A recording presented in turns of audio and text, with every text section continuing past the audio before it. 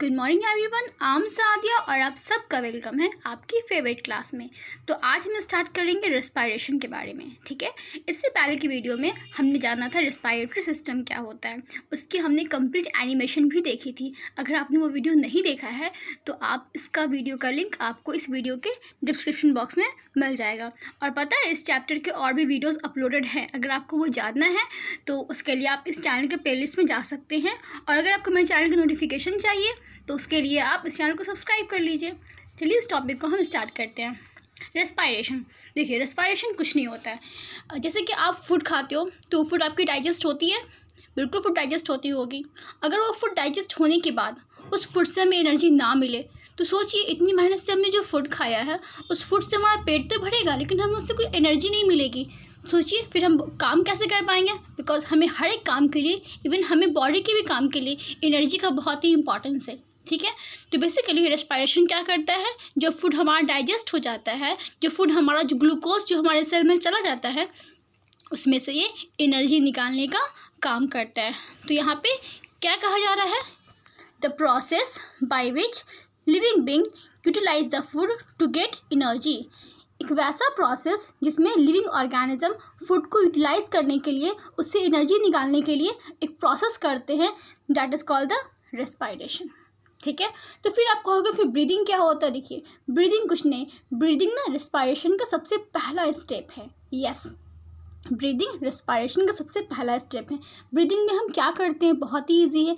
Breathing में हम inhalation करते हैं, एक्सहेलेशन करते हैं। तो अब जब भी कोई आपसे पूछे कि रेस्पिरेशन करते हो आप, तो बोलेगा हाँ हम रेस्पिरेशन करते हैं। फिर जब ब्रीदिंग करते हो आप, क्या दोनों सेम है? तो आपको नहीं, दोनों बिल्कुल भी सेम नहीं है।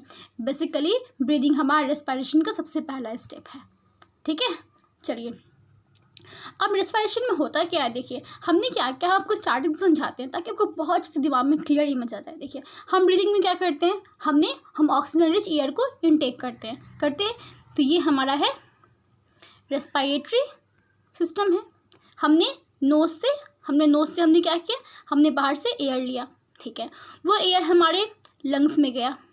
ठीक है, एयर के अंदर सबसे ज़्यादा क्या था, एयर के अंदर सबसे ज़्यादा था ऑक्सीजन। वो ऑक्सीजन हमारे लंग्स में गया। अब ये लंग्स से ऑक्सीजन कहाँ जाएगा, हमारे ब्लड में जाएगा। कहाँ जाएगा, हमारे ब्लड में जाएगा। ठीक है, ऐसे ऐसे वो ऑक्सीजन हमारे ब्लड में चला गया। अब ब्लड से कहाँ जाएगा, ब्लड से वो हमारे सेल में जाएगा। अंडरस्टैंड ना। तो बाहर से हमने ऑक्सीजन लिया, वो ऑक्सीजन हमारे लंग्स में गया, लंग्स के बाद हमारे ब्लड में गया और ब्लड से हमारे सेल में गया। अब सेल में पहले से एक चीज़ प्रेजेंट था, पता है वो क्या, हमने जो फूड खाया, वो जो फूड हमारे बॉडी में डाइजेस्ट हुआ, पता है वो फूड अल्टीमेटली कहाँ गया, वो अल्टीमेटली हमारे सेल के पास गया। तो हमारे सेल के पास ग्लूकोज प्रेजेंट था। ग्लूकॉन डी पीते हो, ग्लूकोज, राइट। तो हमारे फूड में यहाँ पे हमारा ग्लूकोज सेल में प्रेजेंट है। अब यहाँ पे ऑक्सीजन भी चला आया, तो पता है क्या करेगा, इसको जला देगा। अरे जला देगा, हमारी सेल तो जल जाएगी, हमारी सेल तो मर जाएगी। बिल्कुल भी नहीं ऐसा होगा।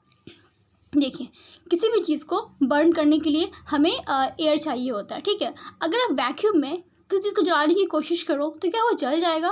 बिल्कुल भी नहीं। तो हमें जलाने के लिए हमें एयर चाहिए होता है, क्योंकि एयर में ऑक्सीजन होता है। सेम वैसे ही हमारे ग्लूकोज को बर्न करने के लिए हमें ऑक्सीजन चाहिए होता है, इसीलिए हम रेस्पिरेशन करते हैं, इसीलिए हम बेसिकली ब्रीदिंग करते हैं। ठीक है, ओके। तो हमारे सेल में ये ग्लूकोज कहाँ से आया, ये भी क्वेश्चन है ना। देखो, हमने खाना को, ये हमारा इंटेस्टाइन है जहाँ से फूड हमारा एब्जॉर्ब हुआ था। अगर आपने लाइफ प्रोसेस का पहला वीडियो नहीं देखा है, न्यूट्रिशन एनिमल, तो उसको आप देख लीजिए, तो आपको ज़्यादा अच्छे से समझ में आएगा। क्योंकि इस वीडियो का अगर नंबर 1 वीडियो से देखिएगा तो आपको ज़्यादा समझ में आएगा। ठीक है, एक क्लासरूम की तरह पढ़ते हैं, बीच से स्टार्ट किए, बीच से पढ़ लिए, तो वैसे आपका कंसेप्ट ज़्यादा अच्छे से क्लियर नहीं हो पाएगा। आपको समझ में आएगा, बिल्कुल समझ में आएगा, लेकिन उतने अच्छे से क्लियर नहीं हो पाएगा। ठीक है, इसलिए पहले उसको देखिए, फिर इसको देखिए, तो ज़्यादा मज़ा आएगा पढ़ने में। ठीक है, तो बेसिकली हमारा इंटेस्टाइन में हमारा फूड हो गया था एब्जॉर्ब कहाँ हुआ था, वो हमारे ब्लड में एब्जॉर्ब हुआ। अब ब्लड के बाद कहाँ गया, हमारे सेल के पास गया। तो ऐसे सेल के पास हमारे ग्लूकोज चला गया, वहाँ से हमें ऑक्सीजन मिला। अब ये ग्लूकोज प्लस ऑक्सीजन आपस में बर्न करेगा, जलेगा। ठीक है, ऐसे नहीं कि सेल में लपटें उड़ रही हैं, आगे उड़ रही हैं, ऐसा नहीं, बस ये बर्न करेगा। बर्न क्यों करेगा, ताकि यहाँ से एनर्जी निकाल सके। ठीक है, तो बर्न क्यों होगा? ताकि एनर्जी निकाल सके। और वो एनर्जी पता है क्या होता है? वो एनर्जी हमारा एटीपी होता है। जिस एटीपी को आप जानते हो इतने अच्छे से, वो कुछ और नहीं होता है बेसिकली। वो हमारे ग्लूकोज टूटने के बाद, ग्लूकोज बर्न होने के बाद क्या होता है, हमें एनर्जी मिलता है, जिसको हम एटीपी बोलते हैं, एडेनोसिन ट्राइफॉस्फेट। अब पता है ये प्रोसेस कहाँ होता है? ये प्रोसेस ना सेल के साइटोप्लाज्म में होता है एंड माइटोकॉन्ड्रिया में होता है। मतलब कि आधा प्रोसेस सेल के साइटोप्लाज्म में होता है और आधा माइटोकॉन्ड्रिया में होता है। कैसे होता है अभी हम जस्ट देखेंगे उसको। देखिए रेस्पिरेशन क्या होता है, आप समझ गए थे। रेस्पिरेशन एक ऑक्सीडेशन रिएक्शन है। क्यों? क्योंकि यहाँ पे हम ऑक्सीजन का रोल प्ले करते हैं ना, यहाँ पे ऑक्सीजन चाहिए होता है। तो ये एक ऑक्सीडेशन रिएक्शन है जिसमें हम कार्बोहाइड्रेट को ऑक्सीडाइज करते हैं। यहाँ पे हम कार्बोहाइड्रेट मतलब ग्लूकोज, ठीक है। अब कोई ग्लूकोज कार्बोहाइड्रेट सेम होता है क्या? बिल्कुल भी नहीं।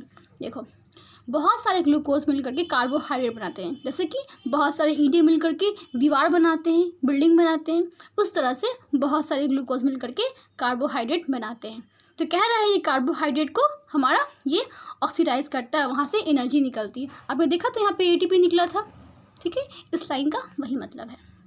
खैर अब कहा माइटोकॉन्ड्रिया रेस्पिरेशन का साइट होता है और वहाँ पे एनर्जी स्टोर भी होता है। मैंने पहले भी कहा था आपको कि माइटोकॉन्ड्रिया में ये प्रोसेस होता है और सेल के साइटोप्लाज्म में भी होता है। आधा प्रोसेस होता है माइटोकॉन्ड्रिया में, आधा होता है साइटोप्लाज्म में, ठीक है। और माइटोकॉन्ड्रिया में एटीपी स्टोर भी होता है, ठीक है। मान लो हमने बहुत सारी एनर्जी बना ली, जैसे मान लो कि आपको ना रात में खाना खाना है, तो आपने कुछ एक्स्ट्रा खाना बना लिया, तो उस एक्स्ट्रा खाने को आप फ्रिज में स्टोर कर दोगे, फेंक तो नहीं दोगे ना। वैसे ही क्या होता है यहाँ पे कि उसने एक्स्ट्रा एटीपी बना लिया है, एक्स्ट्रा एनर्जी बना लिया है, तो जब ज़रूरत पड़ेगा उसको माइटोकॉन्ड्रिया से हम रिलीज़ करके यूज़ भी कर सकते हैं, ठीक है। ओके नेक्स्ट देखते हैं। अब बोल रहा है कि टाइप्स ऑफ रेस्पिरेशन, रेस्पिरेशन कितनी तरह का होता है। तो बोला कि हम दो तरह से रेस्पिरेशन कर सकते हैं। एक तो जब ऑक्सीजन होगा तब भी कर सकते हैं, और एक जब ऑक्सीजन नहीं होगा हम तब भी कर सकते हैं, राइट। तो ऑक्सीजन के प्रेजेंस में बोलेंगे तो एरोबिक रेस्पिरेशन, ऑक्सीजन के एब्सेंस में एनएरोबिक रेस्पिरेशन, ठीक है। अच्छा एरोबिक रेस्पिरेशन कौन करता है? तो हम लोग ना, हम जितने भी ह्यूमन बींग्स हैं, हम सब लोग ना एरोबिक रेस्पिरेशन करते हैं। और फिर कह रहा है एनारोबिक कौन करता है? ईस्ट जो होता है। अब कहोगे ईस्ट क्या होता है? देखो आपने फंगस देखा, ब्रेड पे भूआ लग जाता है ना, तो बेसिकली उसी फंगस का एक टाइप होता है जिसको हम ईस्ट बोलते हैं। और ईस्ट ना एक सेल का बना हुआ होता है। ये एक ऐसा फंजाई है जो एक सेल का बना होता है, that is the unicellular fungi, जो कि हमारा ईस्ट है। और ईस्ट को जब अपनी एनर्जी चाहिए होता है तो वो एनारोबिक रेस्पिरेशन करता है, ठीक है। Let's see. अब कह रहा है कि what is an aerobic respiration. ये जो अंकल है ना, ठीक है, मतलब कि इनसे नहीं मैम पूछ रही है। मैम ना मतलब थोड़ी गुस्से वाली मैम लग रही है, इनसे पूछती है कि बताओ एरोबिक रेस्पिरेशन क्या होता है। अब ये अंकल सोच रहे कि क्या होता है, अब मैं क्या करूँ, मैं क्या जवाब दूँ, मैंने तो पढ़ के ही नहीं आया। तो यहाँ पे सडन से उनके एक फ्रेंड उनको आंसर करते हैं। पता है क्या आंसर करते हैं? बोलते हैं एरोबिक रेस्पिरेशन एक ऐसा प्रोसेस है जो कि ऑक्सीजन के प्रेजेंस में होता है, ठीक है। फिर क्या होता है? ऑक्सीजन के प्रेजेंस में सबसे पहले ये बनता है पायरुविक एसिड बन जाता है, और पायरुविक एसिड कन्वर्ट हो जाता है CO2 में, कार्बन डाइऑक्साइड में ये कन्वर्ट हो जाता है, जिससे एनर्जी निकलती है एंड वाटर मॉलिक्यूल्स का भी फॉर्मेशन होता है। 1 मिनट का भी फॉर्मेशन होता है, हम देख लें यहाँ पे। तो ये बात इसने कहा। अब कहोगे मैम अभी पायरुविक एसिड क्या होता है, मेरे को समझ में नहीं आया। अब देखो क्या होता है ना, मैंने कहा था कि हमारे जो बेसिकली रेस्पिरेशन जो होती है, सेलुलर रेस्पिरेशन, वो 2 स्टेप में होती है असल में हमारे, ठीक है। वो ना 2 स्टेप में होती है, पता है। एक में क्या होता है, यहाँ पे आपको मैं बताती हूँ कि यहाँ पे साइटोप्लाज्म के अंदर ना सबसे पहले ग्लूकोज ना ये कन्वर्ट हो जाता है पायरुवेट में या फिर पायरुविक एसिड में। देखिए ये ग्लूकोज ना पायरुवेट हो जाता है पायरुविक एसिड में, पायरुवेट हो जाता है पायरुविक एसिड में, ठीक है। पायरुविक एसिड में टूटता है साइटोप्लाज्म के अंदर, ठीक है। उसके बाद फिर ये साइटोप्लाज्म के अंदर माइटोकॉन्ड्रिया के अंदर ये टूट जाता है, कंप्लीट ATP के फॉर्मेशन में कर देता है। और फिर ये माइटोकॉन्ड्रिया के अंदर कंप्लीट ATP का फॉर्मेशन ये कर देता है। अगर आपको अब भी समझ में नहीं आया है तो कोई दिक्कत नहीं, मैं अब इसके लिए मैं एक चार्ट बना के लेकर के आई, मैं अभी वो पूजा से दिखाऊंगी, ठीक है। आप आगे देखिए। अब ये कह रही हैं, अब ये जो बैठी हुई है ये आप बैठे हो मान लेते हैं, ठीक है। आप ही बैठे हो, मानते हुए आप ही बैठे हो। आप सोच रहे हो कि एरोबिक तो समझ गए, अब एनारोबिक क्या होता है, मेरे को अब ये भी बता दो। कोई दिक्कत नहीं, वो भी देखते हैं। देखिए अब ये हमारे मिकी माउस साहब आते हैं, बताते हैं एनारोबिक रेस्पिरेशन क्या होता है। तो कहता है कुछ नहीं, एनारोबिक रेस्पिरेशन वैसा रेस्पिरेशन है जो कि ऑक्सीजन के एब्सेंस में होता है। यहाँ पे पायरुविक एसिड जो होता है, बताया था, पायरुविक एसिड जो होता है वो कन्वर्ट हो जाता है इथाइल अल्कोहल में और लैक्टिक एसिड में। बैक्टीरिया के अंदर जो कन्वर्ट हो जाता है इथाइल अल्कोहल में। बैक्टीरिया जो होता है वो एनारोबिक रेस्पिरेशन करता है, वहाँ पे पायरुविक एसिड टूट जाता है इथाइल अल्कोहल में, ठीक है। और हमारे अंदर भी एनारोबिक रेस्पिरेशन होता है। हमारे अंदर बेसिकली एनारोबिक रेस्पिरेशन तब होता है, कब होता है मैं जस्ट बताऊंगी, लेकिन ये होता है, ठीक है। अगर मैं बता दूंगी तो फिर सस्पेंस ना टूट जाएगा, फिर मज़ा नहीं आएगा पढ़ने में, ठीक है। तो हमारे अंदर जब हमारे अंदर एरोबिक रेस्पिरेशन ही होता है, लेकिन जब एनारोबिक रेस्पिरेशन होता है तब लैक्टिक एसिड का फॉर्मेशन होता है, ठीक है। अब देखो नीचे क्या लिखा हुआ है, ethyl alcohol is usually form in the case of anaerobic respiration. देखो ये एनारोबिक रेस्पिरेशन में ही फॉर्मेशन होता है, किसके अंदर होता है, ईस्ट में होता है, जस्ट बताया था, इसमें होता है एनारोबिक रेस्पिरेशन। तो इथाइल अल्कोहल किसमें बनता है, इसमें बनता है और बैक्टीरिया में बनता है। ये बहुत ही इंपॉर्टेंट है, एनारोबिक रेस्पिरेशन से काफ़ी बार क्वेश्चंस आ चुके हैं कि बेसिकली इथाइल अल्कोहल किसमें बनता है, लैक्टिक एसिड किसमें बनता है, क्योंकि ये थोड़ी सी कन्फ्यूजिंग टर्म है, ठीक है। तो लोग अक्सर कन्फ्यूज हो जाते हैं इसके अंदर, इसलिए आप बिल्कुल क्लियर रखो कि हमारे ईस्ट में और बैक्टीरिया में इथाइल अल्कोहल का फॉर्मेशन होता है with the help of anaerobic respiration. Clear. अब कह रहे हैं कि लैक्टिक एसिड का फॉर्मेशन जो होते हैं ये कुछ माइक्रोब में भी होते हैं और साथ साथ मसल सेल्स में भी होते हैं। और ये मसल सेल्स में होते हैं, कैसे होते हैं, क्या होते हैं, आई थिंक इसको आप अच्छे से जानते होंगे। देखिए उसको जानने से पहले हम एक क्वेश्चन के बारे में जानेंगे। क्या आपको पता है कभी आपके लेग्स में पेन हुआ है जब आप बहुत दौड़ते होगे या बहुत एक्सरसाइज करते होगे, ठीक है, तो आपके पैर में कभी दर्द हुआ है, बहुत ज़ोर ज़ोर से, अक्सर होता होगा। कितनी सारी गर्ल्स, कितने सारे बॉयज़ सब कबड्डी खेलते हैं, क्रिकेट्स खेलते हैं, राइट, बहुत ज़्यादा मस्ती करते हैं, तो क्या होता है हमारे पैर में ना, हमारे लेग्स में काफ़ी दर्द होना शुरू हो जाता है। वो क्यों होता है पता है आपको, अब इसका हम रीज़न जानेंगे क्यों होता है। देखिए कह रहा है क्या होता है, when someone runs too fast, कोई ना बहुत तेज़ से दौड़ता है, ठीक है, he may experience the throbbing in the throbbing pain in the legs. अब उनको लेग्स में क्या होता है, उनको पेन होना शुरू हो जाता है, ठीक है। तो क्या होता है कि ये क्यों होता है, क्योंकि उस वक्त हमारे लेग्स के मसल्स में ना एनारोबिक रेस्पिरेशन ना होता रहता है। अब देखो तो उस टाइम में क्या होता है, उस टाइम में हमारी मसल्स को ना ऑक्सीजन की डिमांड ना बढ़ जाती है, जैसे कि ऑक्सीजन सेल्स की डिमांड ना, देखो अब मैं आपको थोड़ा जूम करके दिखाती हूँ, if you not seeing visible, 1 minute.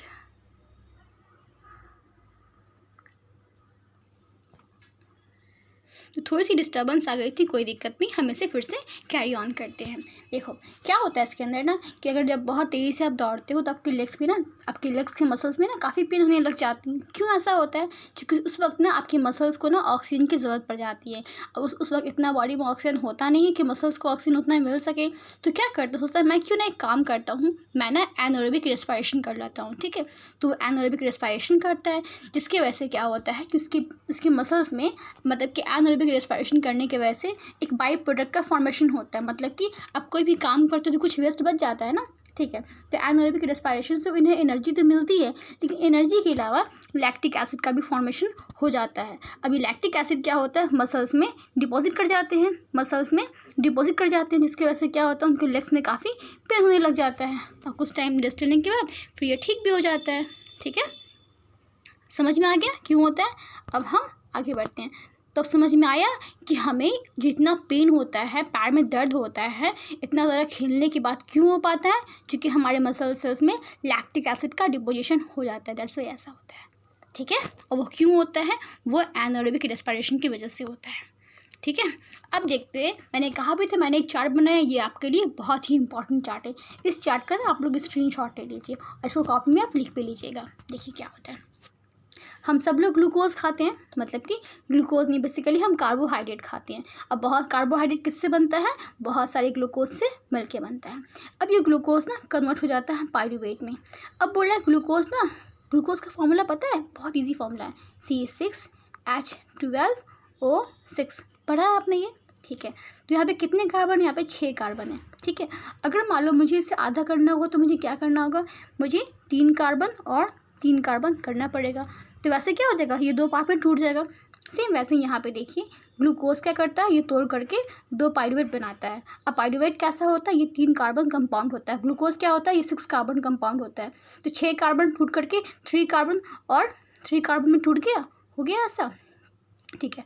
तो ग्लूकोज हमारा बेसिकली 3 कार्बन कंपाउंड में टूट गया और एनर्जी रिलीज़ कर दिया। एनर्जी मतलब कि एटीपी रिलीज़ किया। लेकिन इतना एटीपी काफ़ी नहीं है, अभी ये और टूटेगा, ये पाइरूवेट भी टूटेगा। कब टूटेगा, क्या होता है, एब्सेंस और लो अमाउंट ऑफ ऑक्सीजन, मतलब कि ऑक्सीजन नहीं है या फिर बहुत कम ऑक्सीजन है, तो क्या होगा, तब होगा एनारोबिक रेस्पिरेशन एंड फर्मेंटेशन, ठीक है। फर्मेंटेशन चीज़ें सड़ नहीं जाती है, ठीक है, वो ऑक्सीजन की कमी से, तो वो फर्मेंटेशन होता है बेसिकली। देखिए अब देखिए क्या होता है कि अब ये किस में होता है, हमारे मसल्स में और बैक्टीरिया में क्या होता है, लैक्टिक एसिड का फॉर्मेशन होता है और एनर्जी भी निकलता है। तो एनर्जी को तो हम यूज़ कर लेते हैं और लैक्टिक एसिड की वजह से पेन होता है। ये चीज़ बैक्टीरिया में भी होता है, लेकिन बैक्टीरिया का पेन नहीं होता है हमारी तरह, ठीक है। दूसरा इथेनॉल, अब इसके अंदर भी एनर्जी निकलता है। पाइरूवेट जो होता है ना, पाइरूवेट यहाँ पे ना, ये पाइरूवेट है ना, ये पाइरूवेट ना और टूटेगा और टूट के क्या बनाएगा, लैक्टिक एसिड बनाएगा और इसके अंदर ये इथेनॉल बनाएगा, क्लियर। और हमारे अंदर क्या होगा, हमारे अंदर ऑक्सीजन के प्रेजेंस में फिर ये पाइरूवेट टूटेगा। तो पाइरूवेट बेसिकली 2 जगह टूटेगा, एक जगह टूटेगा तो क्या बनाएगा, ये बनाएगा लैक्टिक एसिड एंड एनर्जी, ठीक है। दूसरी जगह टूटेगा तो क्या बनेगा, ethanol and energy and CO2 भी, ठीक है। मतलब कि हम यूज़ इसे ही करेंगे, हमारा काम का चीज़ यही है। लेकिन ये चीज़ भी बन गया एक्स्ट्रा, ये बाई प्रोडक्ट है, मतलब ये वेस्ट है, इससे कोई काम भी नहीं है, ठीक है। ओके, उस तरह से यहाँ पे भी हमें यूज सिर्फ एनर्जी का है, लेकिन इथेनॉल और CO2 भी बन गया, तो कोई दिक्कत नहीं है, हम उसे भी रख लेंगे। खैर, तो ये तो हुआ किसके अंदर, ये हमारे अंदर बात नहीं, ये थी किसी और ऑर्गेनिज्म की, ये बात थी ईस्ट की और बैक्टीरिया की बात थी, ठीक है। हमारे अंदर क्या होता है, देखो हमारे अंदर क्या होता है, हमारे अंदर ना और प्लांट्स के अंदर क्या होता है कि एरोबिक रेस्पिरेशन प्योरली होता है, ठीक है। यहाँ पे एनर्जी बनता है, एनर्जी के अलावा बाई प्रोडक्ट क्या बनता है, CO2 और H2O। तो एनर्जी हमारे काम का होता है, मतलब कि यहाँ पे भी पाइरूवेट टूटेगा और ATP रिलीज़ करेगा, पाइरूवेट टूटेगा और ATP रिलीज़ करेगा, जो ATP हमारा एनर्जी है, ठीक है। इसके अलावा एनर्जी के अलावा भी 2 कचरा साथ में बन जाएगा, वो कचरा क्या है हमारा, CO2 और H2O है। किसमें होता है, प्लांट्स और एनिमल्स में ऐसा होता है, ठीक है।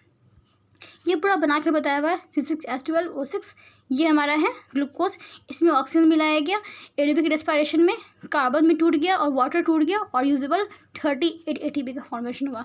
तो हमारे अंदर कितना ATP बनता है, हमारे अंदर एक ग्लूकोज मॉलिक्यूल टूटने पे 38 ATP का फॉर्मेशन होता है। ये क्वेश्चन आपके एग्जाम में आ सकता है कि हमारे अंदर एरोबिक रेस्पिरेशन में जब एक ग्लूकोज टूटता है तो कितना ATP बनता है, 38 ATP का फॉर्मेशन होता है, ठीक है। अब बोल रहे हैं कि हमारे जब लेग्स में पेन होता है तो हम एनारोबिक रेस्पिरेशन करते हैं, तो उसमें जब एक ग्लूकोज मॉलिक्यूल टूटता है हमारे मसल सेल्स में से जब एक ग्लूकोज मॉलिक्यूल टूटता है in the absence of oxygen, मतलब कि in the presence of anaerobic respiration, ठीक है। तो क्या बनता है, तो हमें सिर्फ 2 ATP मिलता है, ठीक है, बल्कि और 2 लैक्टिक एसिड का भी फॉर्मेशन होता है, क्लियर। तो ये चार्ट बहुत इंपॉर्टेंट, ये VVI है, इसको एकदम दिमाग में हमेशा के लिए बैठा लीजिए, इसको बिल्कुल भी नहीं भूलना। अगर सब भी कुछ समझ में नहीं आया आपको तो कमेंट बॉक्स में आप कमेंट कर सकते हैं, ठीक है। चलिए हम आगे बढ़ते हैं। Let's discuss about the human respiratory system. एक काम करते हैं, हम ह्यूमन रेस्पिरेटरी सिस्टम जो है हम नेक्स्ट वीडियो में देखेंगे। Thank you.